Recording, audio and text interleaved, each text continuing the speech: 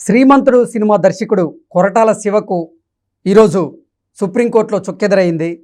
శ్రీమంతుడు అనే చిత్రం శరత్చంద్ర అనేటువంటి ప్రముఖ రచయిత స్వాతి పత్రికలో రాసినటువంటి ఒక కథనం ఆధారంగా దాన్ని కాపీ చేసి కొరటాల శివ సినిమా తీశాడంటూ కూడా ప్రముఖ రచయిత కోర్టును ఆశ్రయించడం జరిగింది. అయితే ఈరోజు సుప్రీంకోర్టులో కొరటాల శివకు చుక్కెదురైంది.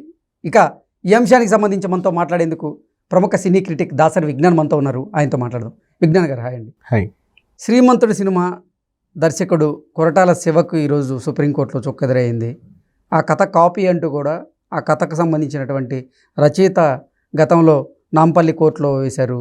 అది హైకోర్టులో మళ్ళీ సవాల్ చేశారు శివగారు. తర్వాత మళ్ళీ సుప్రీంకోర్టు వరకు ఆశ్రయించాల్సి వచ్చింది. సుప్రీంకోర్టులో ఈరోజు శివగారికి చుక్కెదురైంది. ఏంటి ఈ పరిణామాలను ఎలా చూడవచ్చు? అసలు ఏం జరిగింది? ఫర్ ఎగ్జాంపుల్ ఏదైనా ఒకటి మనది నేనే రాశాను, నాది వాడు ఎవడో కాపీ కొట్టాడు, నేనే ఏదో చేశాను, నేనే ఇంట్రడ్యూస్ చేశాను, నేనే పరిచయం చేశాను, ఇలాంటివి చాలా మనం చూస్తూనే ఉన్నాం.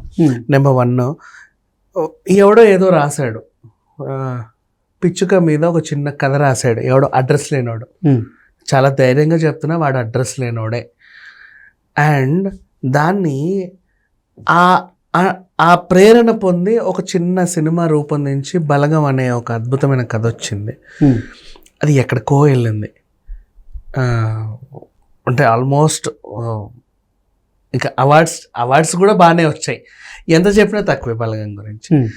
సో అట్లా అది హిట్ అయిన తర్వాత ఇడు వస్తాడు లింగ్ అనుకుంటా, ఇది నాది, నేను అప్పుడెప్పుడో రాశాను, నా ఆర్టికల్ చూడండి, వాడు నాకు ఏదో కంపెన్సేషన్ ఇవ్వాలి. అదే బలగం ఒకరోజు ఆడి అసలు అది ఆడకపోయినా ఒక ఆటకే వెళ్ళిపోయింది అనుకో, ఇటు రాడు అనుకుంటాడు. వీళ్ళకి మనిషికి అత్యాశ ఎక్కువ, ప్రతి ఒక్కడికి. ఈవెన్ నెక్స్ట్ అంటే మనం చేసిన పని మనది అనుకున్నది ఇంకోటి ఎవడో దాన్ని ఇంప్లిమెంట్ చేసి సక్సెస్ పొందాడు అనుకో, వీడి వల్ల కాంది వాడు చేశాడు అంటే అది ఇండైరెక్ట్గా వీడికే గుర్తింపు. వీడు వాడి కాళ్ళు కడిగి నెత్తించల్లుకోవాలి, ఒరే నా వల్ల కాంది నువ్వు చేసావు, చాలా సంతోషం అని. ఇంకా కావాలంటే వాడికి సన్మానం చేయాలి. కానీ మన వాళ్ళు అట్లా ఉండరు. నాది తీసుకొని అట్లా చేస్తావు, ఏ డబ్బులు నాకు, అట్లా ఉంటారు అనమాట. ఈవెన్ కాంతారా సినిమాకి మన నవరస సాంగ్ని పాపము తెలుసో తెలియకో కాపీ చేసుకున్నాడు. అది పెద్ద హిట్ అయింది. ఆ తర్వాత అప్పటి వరకు ఓకే, హిట్ అయిన తర్వాత ఆయన వెళ్ళి 100 కోట్ల జరిమానా నాకు కావాలి, నాది 100 కోట్ల జరిమానా. నువ్వు పాట రాసినప్పుడు నీ మొహం మీద పావులా కూడా ఏడేవాడు. అది నిజంగా సీరియస్లీ, నువ్వు ఆ పాట రోడ్డు మీద పడితే పావులా కూడా ఏడు నీ మొహం మీద ఎవడు. ఎవరో నీ ప్రతిభని ఎక్కడికో ఎల్లలు చాటి వాడు ఎదిగితే, నాది కదా మీరు ఇలా చేశారు, నాకు ఎంతో కొంత ఇవ్వండి అంటే వాడు ఎంత వేస్తే ఆ ముష్టి అంత తీసుకొని బతకాల.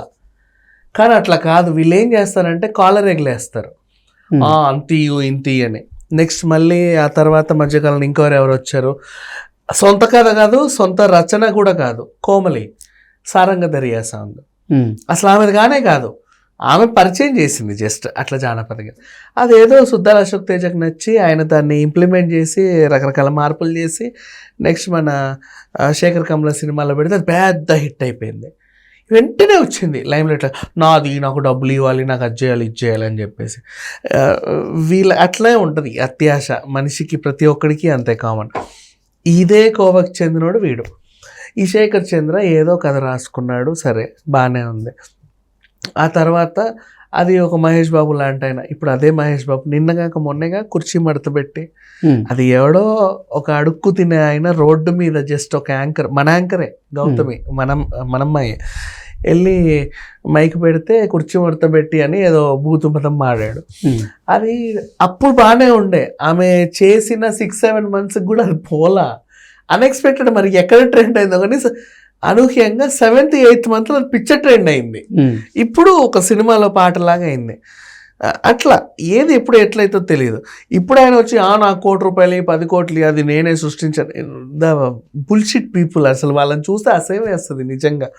ఇప్పుడు ఈయన కూడా ఇంతే, సరే ఏదో రాశాడు, ఏం రాసావు నువ్వు? గొప్పింటోళ్ళు ఎవరైనా సరే డబ్బుల్ని ఊరికే అట్లా విచ్చలవిడిగా ఖర్చు పెట్టకుండా మీరు పెట్టే దాంట్లో 10వ వంతు ఒక చిన్న ఊరిని దత్తత తీసుకుంటే అక్కడ ఒక 10 కుటుంబాల్లో 20 కుటుంబాల్లో 100 కుటుంబాల్లో బాగుపడతాయి. వాళ్ళు ఏదో సంతోషంగా ఉంటారు. కొంచెం ఆలోచించండి. ఒక మంచి నీతి ఉన్నదే, పెద్ద ఆయన కూడా ఏం తప్పు కదేం రాయలా. ఆ నీతి ఎందుకు రాసావు నువ్వు? 10 మందికి రీచ్ అవ్వాలి నా నీతి అనే కదా నువ్వు రాసింది. ఆ నీతి ఒకటికి రీచ్ అయింది, నాలంటోడు ఒకటి నువ్వు రాసావు ఒక నీతి. 10 మందికి రీచ్ అయితేనే కదా అది నీతి నువ్వు రాసేది. 10 మంది నేర్చుకోవాలనే నువ్వు నీతి రాస్తావు. ఆ నీతి నాకు రీచ్ అయింది. రీచ్ అయి నేను ఏం చేశా? నీతి ఎందుకు రాస్తావు నువ్వు? రీచ్ అయినోడు అది పాటించాలని రాస్తావు. నాకు రీచ్ అయింది, నేను పాటించా అంటే నీకెంత గౌరవం అది. కానీ నువ్వు ఆ గౌరవాన్ని గౌరవంగా స్వీకరించట్లా. నువ్వు దాంట్లో ఏదో ఆశిస్తున్నావు. నువ్వు అంత చేస్తున్నావు కదా, నీ దగ్గర అంత ఉంది కదా, మరి అసలు ఈ నీతి నీకు ఇచ్చిన ఐడియా నేనే కదా, ముందు నాకు ఈ డబ్బులు. ఫర్ ఎగ్జాంపుల్ వాడు ఏదో రాశాడు, ₹1 కోటి పోతే పోనీ ఒక ఊరికి రోడ్డో గిడ్డో ఏదో వేసేస్తే వాళ్ళు బాగుపడతారు కదా, 100 కుటుంబాలను ఒక కథ రాశావు. నువ్వు కథ రాసింది ఎందుకు? ఒక నీతి కథ. ఎవడో నాలంటోడు ఒకడికి రీచ్ అవ్వాలని, నాలంటోడు ఒకడికి రీచ్ అయింది.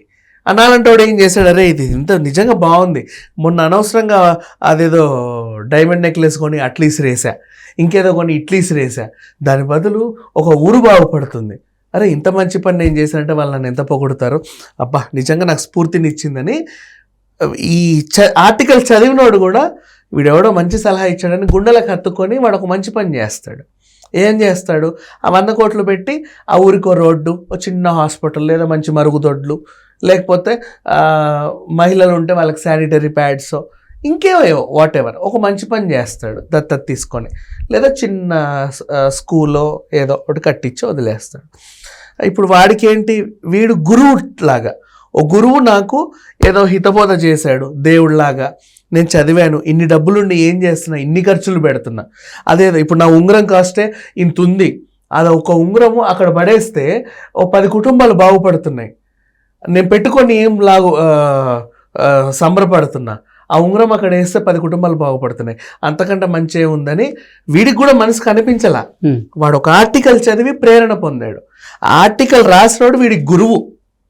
అట్లా గురుస్థానంలో వీడు అతన్ని ఆస్వాదించుకొని అతన్ని మొత్తం తన లోపల తీసుకొని ఆ పనిని ప్రారంభించాడు. ప్రారంభించి ఆ ఊరికి ఏదో మంచి చేశాడు, బాగానే ఉంది. ఇప్పుడు ఈ గురుస్థానంలో ఉన్నట్టు వ్యక్తి ఎవరైతే ఉన్నారో ఆ స్థానాన్ని తనకు తాను తెలియదు, తనకి అవతల నన్ను గురువు అనుకుంటున్నాడని, అవతలని ఇంకోలాగా ఊహించుకొని వీడిలో ఉన్న ఆ బుద్ధి ఏదైతే ఉంటుందో అది వాడిని పూర్తిగా మింగేసి రాక్షసుడై బయటికి వచ్చి ఆ ఊరికే నేను ఇచ్చిన సలహా మేరకే కదా ఆ ఊరికి నువ్వు 5 కోట్లు ఖర్చు పెట్టావు, మరి ఆ సలహా నాది కాబట్టి నువ్వు అందులో నాకు కనీసం 50% అన్న వాటా ఇవ్వాలి. ఎంత నీచం, ఎంత నికృష్టం, అంతకు మించి అసలు ఇంకా మనిషి జాతికే కలంకం వీడు.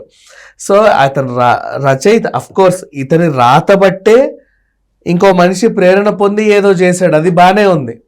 కానీ వాడు ఎప్పుడైతే వాడికి ఆ ఆలోచన వచ్చిందో అంతకు మించిన నీచమైన పద్ధతి ఇంకొకటి లేదని నేను అర్థం చేసుకుంటా. సో ఇప్పుడు ఎవడైతే ఇది రాశాడో స్వాతి పత్రికకి, ఆ పత్రికకే కలంకం. నిజంగా చెప్పండి, స్వాతి ఎవరు? మన వేమూరి బలరాందేగా పత్రిక. నిజంగా ఆయనకు కలంకం ఇది, ప్రామిస్ చెప్పాలి అంటే. ఆ పత్రిక ఎక్కడైతే తయారవుతుందో మన విజయవాడ, ఆ విజయవాడకే కలంకం. ఇట్లాంటి వాడు ఈరోజు ఇట్లా క్లెయిమ్ చేశాడు అంటే, కొరటాల శివ ఒక యాక్షన్ని ఇంప్లిమెంట్ చేశాడు అంటే, యాక్షన్ని అంత గొప్ప వ్యక్తి ఒకరి దగ్గర ప్రేరణ పొందాడు. నీ దగ్గర నేను ప్రేరణ పొందుతున్నట్టు దాని అర్థం ఏంటి? నువ్వు నా గురుస్థానంలో ఉన్నావు, నేను నిన్ను అనుసరిస్తున్నా. అంతకు మించి గౌరవం ఇంకేముంది? దాన్ని వీళ్ళు డబ్బుతో క్యాలిక్యులేట్ చేస్తున్నారు చూసావా, అక్కడే దిగజారిపోయారు ఆ మనిషి వీళ్ళంతా కూడా. అప్పటికి ఇట్లా కూడా చేయొచ్చు, సార్ మీరు మంచి పని చేశారు, అసలు ఐడియా ఇచ్చింది నేను ప్రజెంట్ ఆ పత్రికకి ఎంతో రాస్తున్నా, నాకు వాడు ₹250 ఇచ్చాడు, నాకేం గడవట్లా, నేను మంచి రచయితని, ఇంతకు మించి ఐడియాలు నా దగ్గర బోల్డ్ ఉన్నాయి, మీకు ఇంకా మంచి మంచి ఐడియాలు ఇస్తాను సార్, మీకు మంచి కథలు కావాలంటే ఇస్తాను, నన్ను ఏదో కొంచెం చూసుకోండి అంటే, కొరటాల శివ ఆయనను కూర్చొని పాదపూజ చేసి మరి కనీసం 1 లక్ష 2 లక్షలు చేతిలో పెడతాడు. అట్లా కాకుండా మనుషులు ఇతనే కదా మనకి ఈ మధ్యకాలంలో వచ్చిన వాళ్ళు చాలా మంది ఉన్నారు కదా. బలగంకి వచ్చినోడు ఉన్నాడు, ఆచార్య కథ కూడా నాదని ఒకడు వచ్చాడు, మన ఈ పిచ్చి కోమలి ఆ పిచ్చిది అసలు ఆమెదే కూడా కాదు ఆ పాట, వచ్చి గొడవ చేసి వెళ్ళింది. ఇంకా చాలా మంది, ఒకరు కాదు ఇద్దరు కాదు, ఇక 100 మంది వీళ్ళు వస్తూ ఉంటారు పోతూ ఉంటారు. కానీ అది వీళ్ళకి అంటే డబ్బు ఆశ మనిషిని అట్లా చేసేస్తుంది, అంతే వాల్యూ తగ్గించేస్తుంది. అంటే కాపీ కొట్టినోడు నిన్ను కాపీ కొట్ల, నిన్ను అనుసరించాడు, నిన్ను అనుసరిస్తున్నాడంటే వాడికి నువ్వు గురుస్థానంలో ఉన్నావు. నువ్వు అది తీసుకునే అంత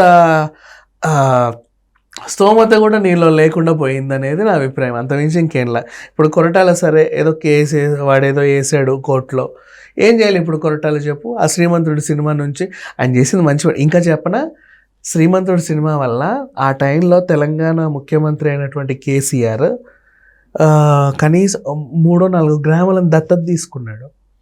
అండ్ దళిత బంధు అనే ఒక ప్రోగ్రాము ఫస్ట్ ఆ గ్రామం నుంచే ఇంప్లిమెంట్ చేశాడు. ఎంత మంచి జరిగింది. నెక్స్ట్ అరే వీళ్ళెవరో మంచి పదాలు చెప్తున్నారని ఆ హీరో నెక్స్ట్ సినిమా భరత్ అనే నేనుని కేటీఆర్ దగ్గరుండి ఆయన ఇంటర్వ్యూ చేసి అవన్నీ ఇంప్లిమెంట్ చేశాడు.